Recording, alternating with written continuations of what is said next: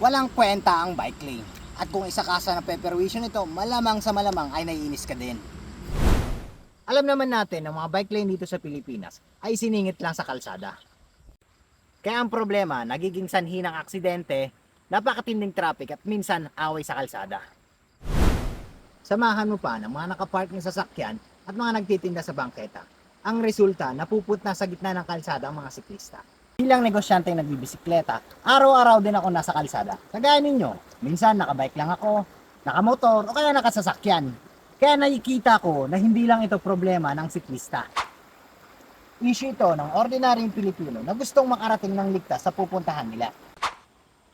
Pero ano nga bang solusyon dito? Well, simple lang. Ang kailangan dito, bike lane na pinag-isipan gawin. At bike lane na ligtas gamitin. Kasi hindi lahat ng kalsada ay pwedeng lagyan ng bike lane. Wala namang may gusto ng away o disgrasya sa kalsada. Ako, ikaw, at tayong lahat gusto ng ligtas na biyahe sa kalsada.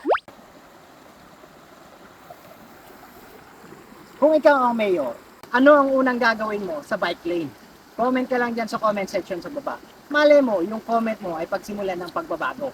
Ako nga po pala si Rogelio, yung tropang vlogger na nagsasabing